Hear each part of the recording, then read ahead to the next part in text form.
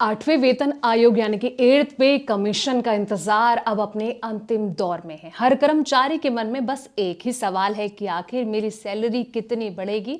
खास करके level 3 grade pay 2000 पर काम करने वाले लाखों कर्मचारी ये जानना चाहते हैं कि उनके जेब में कितना अतिरिक्त पैसा जो है वो आएगा, नया बेसिक पे क्या होगा, फिटमेंट फैक्टर जो है वो कितना लगेगा और इन सबके साथ HR यानी कि मकान किराया भत्ता और साथ ही टीए यात्रा भत्ता जुड़कर कुल नेट सैलरी कितनी बनेगी। अगर आपके मन में भी यही सब सवाल घूम रहे हैं तो आज हम आपकी सैलरी जिज्ञासा दूर करेंगे। एक अनुमानित 8th CPC सैलरी कैलकुलेशन के आधार पर हम आपको बताएंगे कि लेवल 3 पर आपकी बढ़ी हुई सैलरी का जो पूरा हिसाब किताब है वो कैसे दिख सकता है, इसको लेकर क्या तरकीब अपनाई जा सकती है।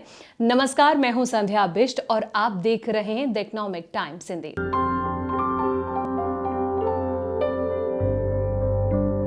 बता दें कि केंद्रीय कर्मचारियों की बेसिक सैलरी तय करने में फिटमेंट फैक्टर सबसे अहम भूमिका जो है वो निभाता है। 7वें वेतन आयोग यानी कि 7th पे कमीशन में ये 2.57 था, जिससे कि न्यूनतम सैलरी जो है वो 7000 से बढ़कर 18000 हो गई थी। अब 8वें वेतन आयोग में फिटमेंट फैक्टर को लेकर अलग अलग अनुमानों की चर्चा है। 1.92, 2.08 और 2.86 ये तय करेगा कि कर्मचारी की नई सैलरी कितनी होगी। कई रिपोर्ट्स में पुराने वेतन आयोग की तर्ज पर 1.90 या फिर 1.92 के आसपास फिटमेंट फैक्टर रखे जाने की संभावना जताई गई है।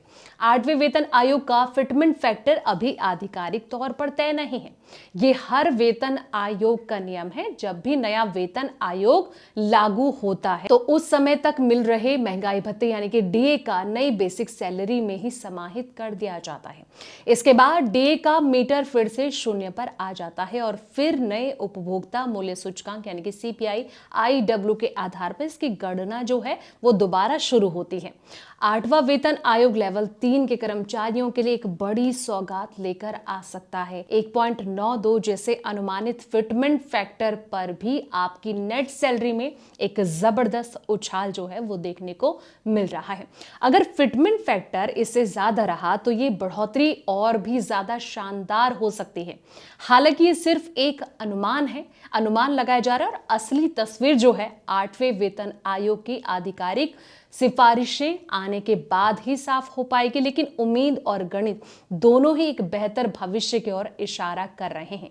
तो दोस्तों, इसको लेकर आपकी क्या राय है, क्या आप सोच सकते हैं? कमेंट सेक्शन में जाके अपनी राय जरूर दें। फिलहाल इस वीडियो में इतना ही। ऐसे ही तमाम अपडेट्स के लिए आप देखते रहें द इकोनॉमिक टाइम्स हिंदी।